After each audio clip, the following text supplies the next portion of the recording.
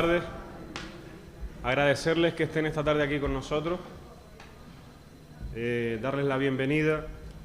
Antes de comenzar, hacer las presentaciones de rigor. A mi izquierda tengo a Estrella Ramírez, que es docente y va junto con la compañera Elena Suárez, concejala de Servicios Sociales e Igualdad del Ayuntamiento de Ingenio, va a hacer la presentación de esta obra. Y aquí a mi derecha tenemos a Juan Ramón Hernández, que es el autor de la obra. La verdad que no hay mejor manera que celebrar el Día del Libro que con la presentación de una nueva obra y además de una obra, la segunda, de Juan Ramón Hernández, que además es un autor ingeniense, un autor de nuestro municipio. Juan Ramón, para aquellos que no lo conozcan, que en esta sala son muy poquitos, por no decir nadie, hay que decir que es diplomado en Magisterio, también es licenciado en Geografía e Historia y ha sido docente en los colegios Juan Espino Sánchez y también en el Tomás Morales. Ya escribió un primer libro en el año 2004, donde Sople el viento, que era una novela ambientada en finales del siglo XIX, y al igual que esta presentación que hacemos hoy de esta novela El mar que nos separa, hablan las dos cuestiones de la emigración. También Juan Ramón ha hecho literatura infantil con dos obras, una que se llamaba Pequeñas Historias y otra que se llama La selva generosa, donde a su vez tenía dos relatos, La selva generosa y La rana benjamina. Y también hay que decir que Juan Ramón ha colaborado en el año 2015 con el libro Iguales y Diferentes del Ayuntamiento de la Villa de Ingenio. Como decimos, y como dije anteriormente, y no me quiero extender mucho, la verdad que para nosotros es un orgullo, un placer que en esta celebración del Día del Libro pues estemos contando con uno de los autores ahora mismo más importantes de nuestro municipio y presentando una de sus nuevas obras. Con esta son 22 obras en total las que se han presentado en esta legislatura en la Villa de Ingenio y que habla bien a las claras de todo el talento y la capacidad artística en diferentes modalidades que hay en nuestro municipio. Yo sin más le cedo ya la palabra a nuestra compañera Estrella, que será junto después con la compañera Elena quienes harán pues un poco la presentación de este libro. Yo sin más ya le cedo la palabra a Estrella y muchas gracias por estar aquí con nosotros.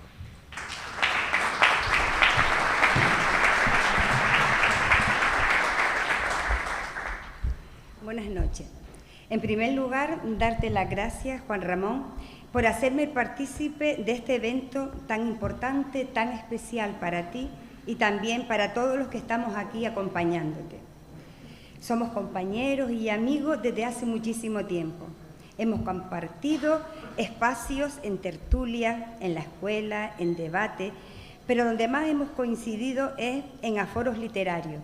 En concreto, pues todos los meses nos vemos con el Club de Lectura, donde compartimos muchas experiencias de lectura, risas y más. Un saludo a los compañeros y compañeras que están aquí del club.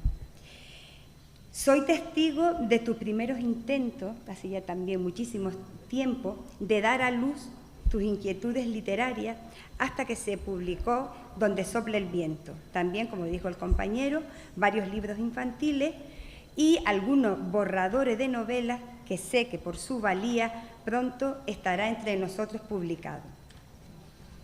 Y ya nos vamos a centrar en este libro que nos ocupa hoy, El mar que nos separa. Cuando cayó en mis manos, Juan Ramón ya había conseguido un objetivo. Se había propuesto un plazo para terminarlo y lo había conseguido.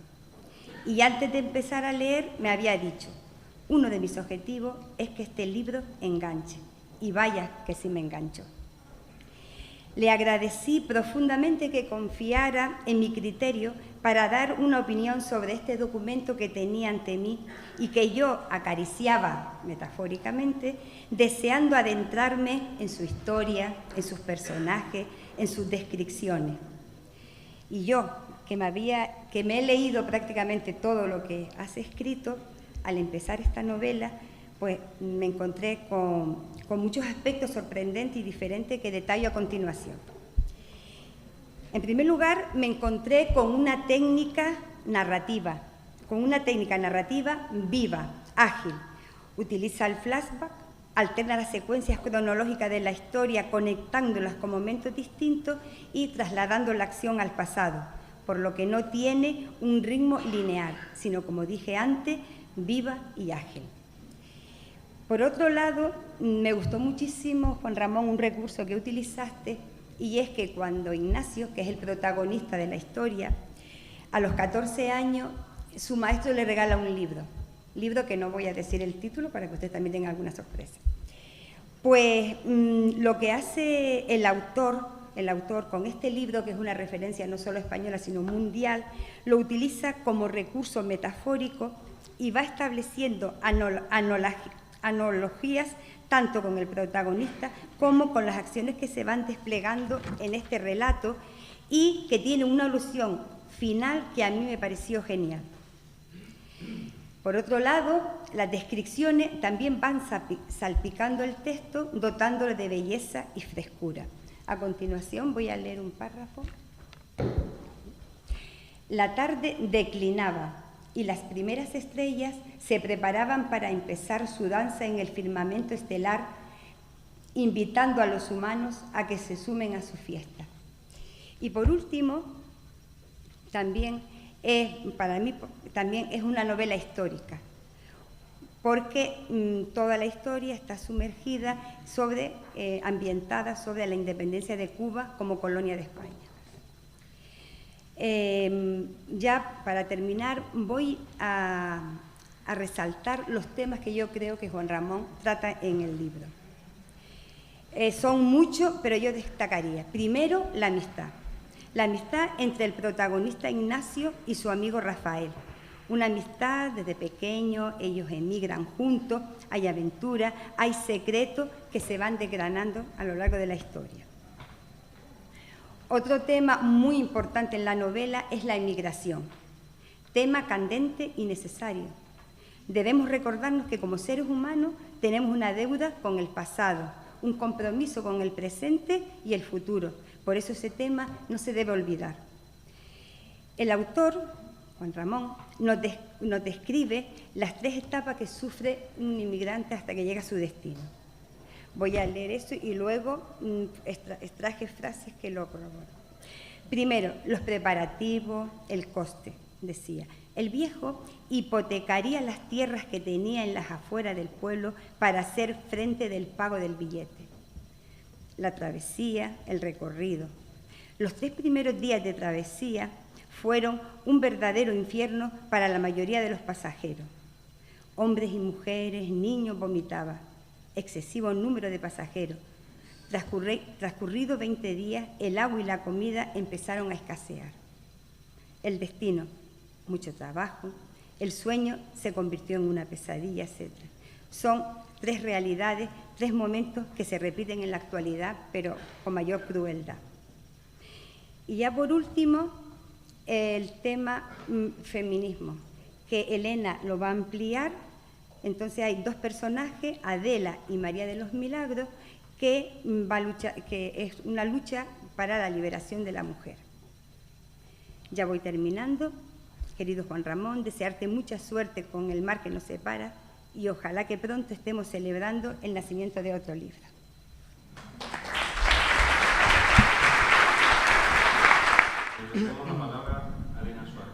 Muchas gracias, concejal. Gracias, Estrella. Buenas tardes a todas las personas presentes que nos escuchan esta tarde.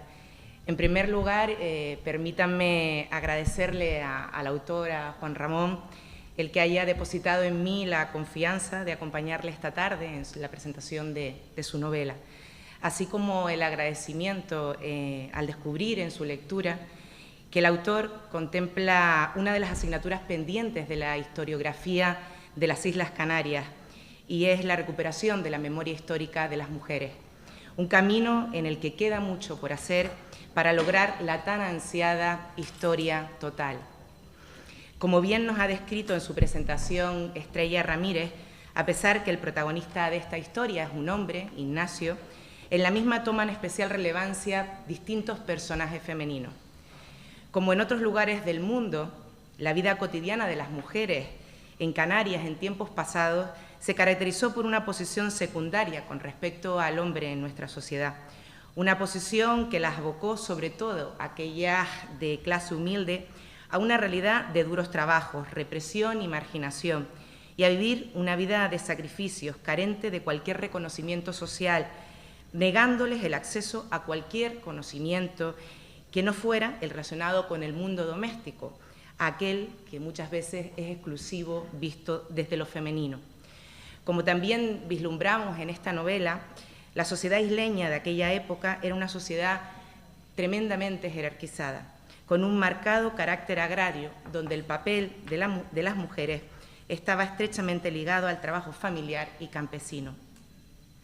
El autor, en este sentido, y es por lo que yo le doy tremendamente las gracias, rompe con los cánones sociales asignados a las mujeres de la época y descubrimos personajes femeninos que representan a mujeres totalmente no estereotipadas, mujeres con decisión, mujeres con fortaleza, confianza y seguridad, mujeres plenas, activas en lo político y en lo social, mujeres incluso combatientes con un pensamiento propio y crítico que afrontaban vivir o morir, pero siempre desde la libertad. Como decía Stuart Mill, al que cita el autor en su novela, excluir a las mujeres de su participación en la sociedad no hace sino empobrecer a la humanidad por motivos que nada tienen que ver con el derecho y la razón. Este alegato al feminismo en el relato cobra especial importancia en la actualidad, donde por un lado la representación de las mujeres en la sociedad canaria, como en muchas otras partes del mundo, sigue siendo, como decía en un principio, una tarea incompleta para nuestra historiografía. Y también, y aludiendo a una reflexión de una de las mujeres protagonistas de la historia, María de los Milagros, cito textualmente, María de los Milagros se dio cuenta de que muchos sucesos de la historia no se superan con el paso del tiempo, sino que quedan ahí solapados, latentes, hasta que encuentran el caldo de cultivo adecuado para renacer con fuerza. En este sentido, gracias nuevamente, Juan Ramón, por recordarnos que debemos permanecer atentas y atentos para no permitir ni un paso atrás en la conquista de derechos y de logros conseguidos por el movimiento feminista. Muchísimas gracias, Juan.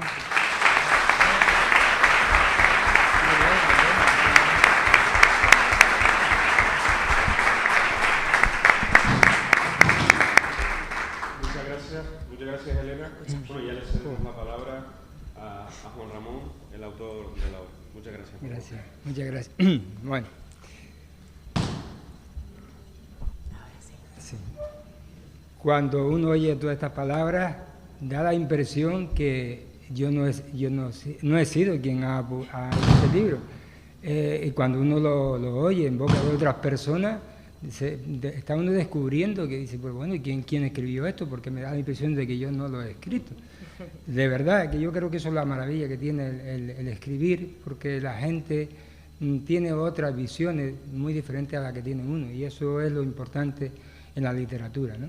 Bueno, para empezar, de todas maneras, ya quiero dar las gracias, porque además a mí me gusta que no, como les decía el otro día a ella, que yo no quería saber qué es lo que ellos iban a decir, sino que yo verlo aquí me parece que es un acto mucho más espontáneo que saber qué es lo que nos va a decir cada una de nuestras personas que están aquí.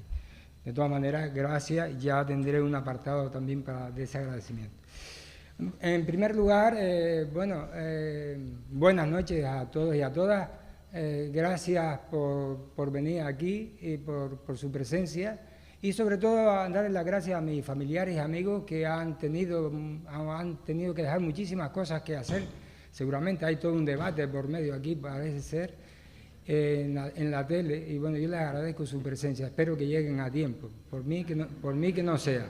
De todas maneras, tampoco va a cambiar el mundo un debate que ya vimos ayer y que va a ser una repetición de la jugada. Vale, o sea que más o menos. Bueno, mire, para mí constituye un enorme placer poder compartir con ustedes, con la gente que yo conozco y que yo quiero, el producto de un trabajo, en este caso un trabajo literario.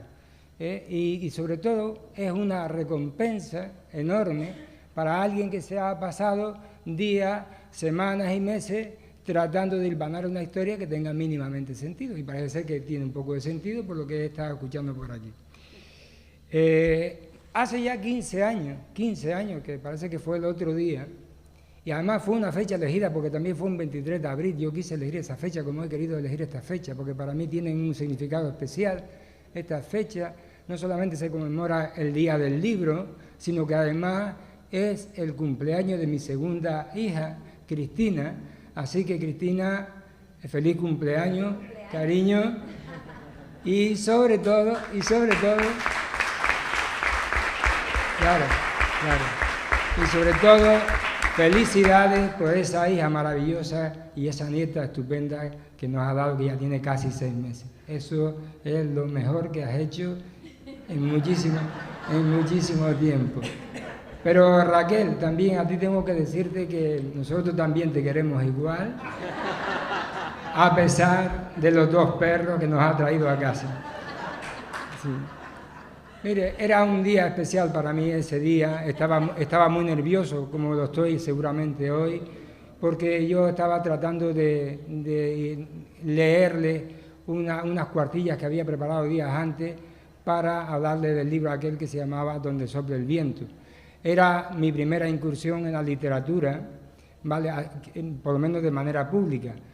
Era una incursión no exenta de osadía. Hoy, con la misma osadía, pero con más años, con el pelo cano y con el cuerpo agrietado por muchas arrugas que me recuerdan los muchos años que tengo, vengo esta vez con la misma ilusión a presentarle este libro que han hablado maravillosamente bien de él las compañeras, cosa que le agradezco ya por 3ª vez. Pero antes de entrar en detalle, me gustaría compartir con ustedes unas breves reflexiones sobre el hecho de contar, el placer y la necesidad de leer y la afición de escribir y, por supuesto, la osadía de publicar. Por eso los seres humanos desde siempre han tenido la imperiosa necesidad de contar, ¿no? Era una necesidad continuamente, una forma de ellos de contar los hechos que les pasaba, como una manera de comprender y entender el mundo que les rodeaba. Pues bueno, desde el principio de los tiempos, cuando el hombre primitivo habitaba en cuevas, un grupo de hombres, de mujeres y niños, reunidos en torno al recién descubierto fuego, trataban de escuchar con la imaginación, escuchar a alguien, al más antiguo de la tribu, que les relataba una historia de sus antepasados o simplemente una escena de caza. Y era tal el poder del relato y tal la imaginación de esas personas que daba la impresión de que estaban oyéndolo por primera vez y que lo estaban viendo la escena. Yo creo que ese fue el primer acto de lo que se llamó literatura, porque para ver literatura no hay sino que se necesita 2 entes, uno que habla, uno que relata y otros que escuchan, simplemente, ¿no?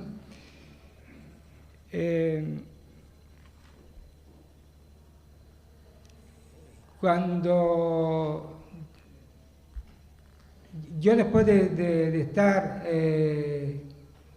unos cuantos milenios más tarde, mis hermanos pequeños y yo escuchábamos igual de embelesados las historias que nos contaba, las historias fantásticas y maravillosas que nos contaba nuestro padre al calor de una escasa y parpadeante vela. Y era tal el poder de sugestión y tal el relato era tan portentoso que nosotros queríamos ver los caramelos que colgaban de aquellos árboles extraordinarios que hablaba mi padre y que pensábamos, estamos convencidos que con solo alargar la mano podíamos disfrutar con su sabor. 60 años más tarde de ese tiempo, todavía cuando a veces no suelo o no puedo conciliar el sueño, que me pasa muchas veces, entonces me basta con cerrar los ojos porque mi mente está vagabundeando por los laberintos de la memoria y me vuelvo a la infancia y creo recordar aún la voz de mi padre que me recuerda el niño que una vez fui y el niño que siempre llevaré dentro por muchos años que pasen.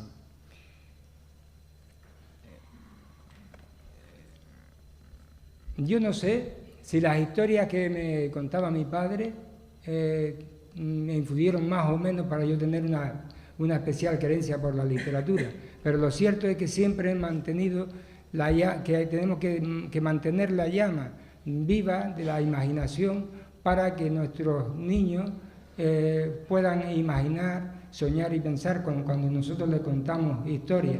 Por eso pienso que el papel de los abuelos y abuelas, y ahora estoy yo un poco en ello, y el papel de los padres y madres es fundamental para este objetivo. Pero si el papel de la familia es fundamental, no es menos el papel de la escuela. Porque yo, que he sido maestro durante muchísimos años, a veces la escuela se pierde en tantos vericuetos y laberintos que olvida lo fundamental que es la lectura placentera para el desarrollo de los niños y niñas.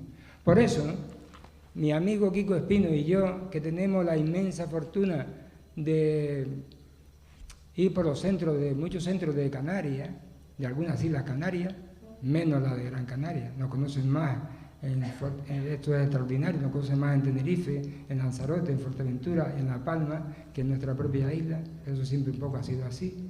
Pues nosotros, les decía, que recorremos estos sitios, estos centros, vemos con preocupación cómo la lectura placentera sigue siendo una asignatura pendiente en muchos centros de Canarias.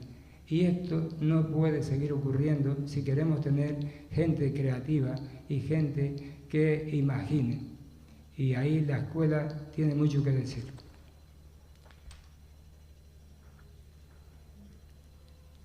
Yo estoy convencido que para mí leer es muy importante. La lectura es básica, porque cuando uno lee siente la vida con mayor intensidad, y porque leer de alguna forma también nos aleja de nuestra parte más salvaje, más primaria. Y porque leer además es digamos, vivir la vida de los otros. Es como no estar solo. Y además, a través de los demás, es como uno también comprende la propia vida.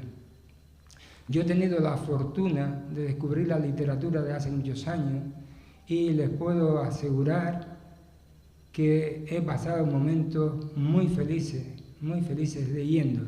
Y quisiera citarle rápidamente a algún autor que a mí me conmovió, como a ustedes. Por ejemplo, García Márquez con su famoso 100 años de soledad, o El coronel no tiene quien la escriba, o El otoño del patriarca, o qué sé yo, Los funerales de la mamá grande.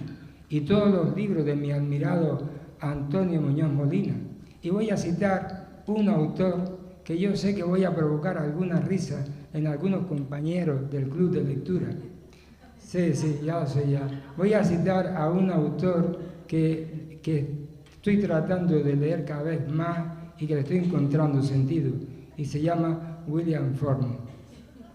Sí, yo sé, ellos no saben que ustedes se ríen, el público no sabe que los compañeros del club de lectura se ríen, porque hace un par de años yo les propuse leer un libro de este hombre, de este William Faulkner, que se titula El ruido de la furia, y no vean ustedes, cuando fuimos a comentarlo, casi me matan, porque no entendieron nada, ni yo tampoco. Es un autor complicado, una narrativa muy complicada, con una técnica que hay que estar leyéndolo varias veces. Pero ahora, cuando yo les proponga de nuevo leer un libro que se llama Absalón, del mismo autor, se les van a encantar. Eso sí, después de leerlo 2 o 3 veces, como he hecho yo. ¿Vale? Pero mire, les puedo hablar de algunos autores que también me han entusiasmado y que son más cercanos a nosotros. Por ejemplo, Alexis Ravelo, en su trilogía, por decir algo, que tiene otros libros mucho más interesantes. O el tristemente fallecido Antonio Lozano, que escribió libros maravillosos como Arraga, o en donde mueren los ríos, o El caso Sankara, o Me llamo Soleimán. Ha sido una triste pérdida para las letras canarias la muerte de Antonio. La verdad que lo hemos sentido muchísimo, a pesar de que no nos conocíamos personalmente.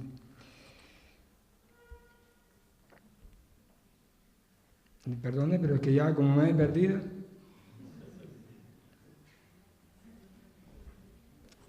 Muy bien, bueno, muchos de ustedes se preguntarán qué es lo que lleva a una persona a estar días, semanas y meses escribiendo una historia. Y algunos otros dirán, mira tú qué atrevimiento de este hombre de publicar. Yo es verdad que para una y otra pregunta no tengo una respuesta concreta. Solo sé que se ha convertido en una necesidad para mí contar, en una forma de hablar en voz baja conmigo mismo, de reflexionar acerca del mundo y de la vida, y así poder entender un poco más a la gente. Yo creo que desde que estoy leyendo con más frecuencia y con más intensidad, yo creo que soy mejor persona, sinceramente.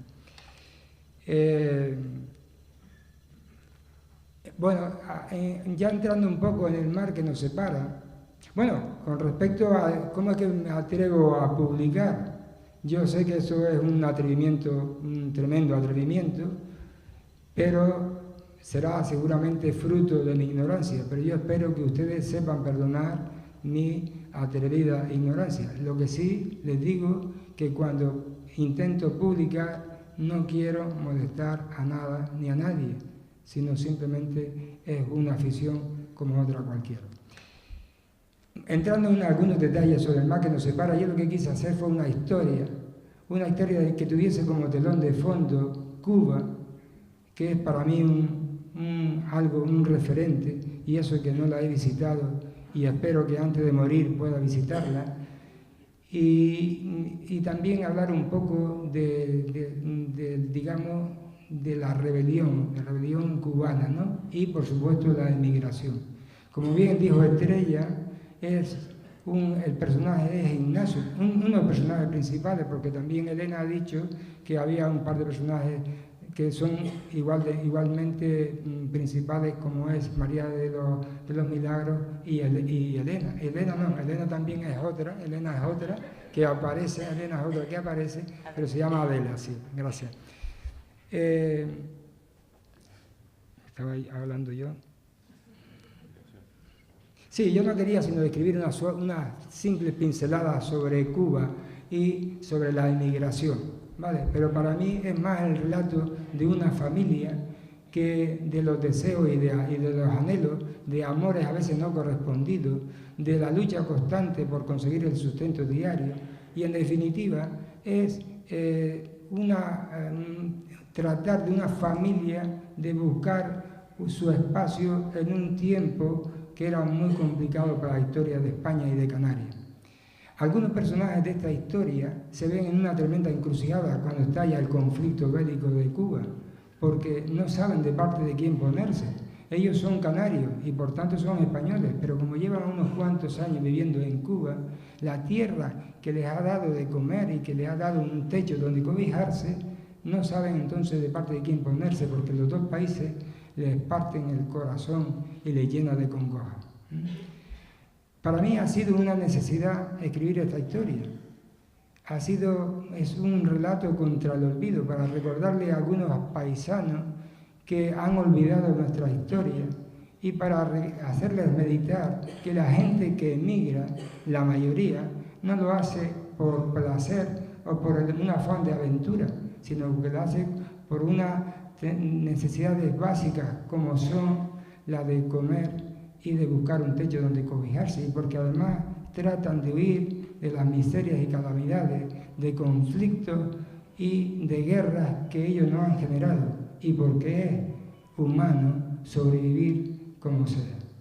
Por eso yo quise escribir esta historia, recordarle a algunos paisanos cuando se enfrentan y oyen noticias sobre la gente que nos viene en patera a nuestras costas, o que tratan de llegar a nuestras costas, algunos de ellos piensan que nos están invadiendo, que nos van a quitar nuestro espacio, que nos van a quitar los pocos trabajos que existen, y algunos van más allá diciendo que vamos a perder nuestra identidad como pueblo canario. Para mí es algo paradójico, porque nosotros siempre, a través de toda la historia, el tema del mestizaje lo hemos puesto como santo y seña. Por eso yo quería que con esta obra también la gente reflexionara, para que tengamos una mirada diferente, al menos más humanitaria, porque no basta No, lo fácil es echarlo, expulsarlo, pero eso no, como decía Millares Sal, no vale, aquí no cabe esconder la cabeza bajo el ala, decir no sabía, no sé nada, estoy al margen, vivo en mi torre solo y no sé nada. Entonces yo tengo que decirle que te repito que no vale. Es verdad que el problema no es de fácil solución, es un problema grave, pero entre todos tenemos que buscar la manera de que esas personas que tratan de llegar a nuestras costas no sigan muriendo en esos mares.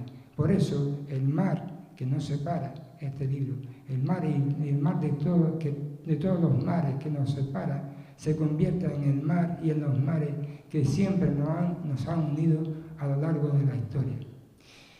Y después de este rollo, perdónenme ustedes, pero no podía decir otra cosa, para mí era vital decirlo, quería terminar no sin antes agradecer el que el libro que tienen ustedes en su mano haya llegado en unas mínimas condiciones literarias. Y tengo que agradecerlo a una serie de personas. En primer lugar a mi esposa Isabel, que ella, que en fin, la pobre que es maestra y no podía, que estaba acostumbrada a corregir, no podía decirle que no a su marido, aunque para otras cosas más mundanas no se corta a decirme que no, porque padece, como la mayoría de las mujeres, un permanente dolor de cabeza, que se ha ido haciendo crónico a medida que ha ido pasando los años. Perdón, Isabel, tenía que decir. Gracias de todas maneras. En segundo lugar, darle las gracias a mi amigo Kiko Espino, que si no llega a ser por su inestimable colaboración y ayuda, este libro no estaría en sus manos, porque se convirtió en el corrector tan implacable o más que Isabel, en el lector que leía capítulo a capítulo en voz alta y que me daba ganas de estrangularlo cada vez que suprimía unos párrafos o unas páginas, porque con esa facilidad que tiene él para ver las cosas que no convienen a un relato. No terminé enemistándome con él porque siempre se quedaba a comer con nosotros y brindábamos con vino, y eso es una maravilla, aunque él sabe que era una pequeña tregua porque después de comer volvíamos a nuestras andadas literarias. Pero ¿qué pasaba? Que cuando llegaba a las 7 de la tarde abandonábamos por una semana la corrección y nos íbamos a la casa de nuestro amigo Rafael, que siempre nos recibía como un buen amigo es capaz de acoger. Y allí, con una infusión, una agüita guisada, como decimos la gente de ingenio, hablábamos de todo lo humano y divino, del pasado, del presente, del porvenir. Y esto hacía y hace que nuestra amistad siga tan sólida y consistente como hace ya casi más de 50 años. Gracias, Rafael, que no te veo, estás por ahí. Muchas gracias por acogernos tan bien en tu casa palacio, junto a tu esposa Ángeles y a nuestros ocasionales tertulianos Paulino y Pancho Artiles, que también están por aquí, los dos están por aquí, y a la mujer que siempre decimos cariñosamente, la mujer de Paulino, esta Isabel, que se ha incorporado recientemente a esta tertulia. Muchas gracias porque hemos pasado un momento muy agradable.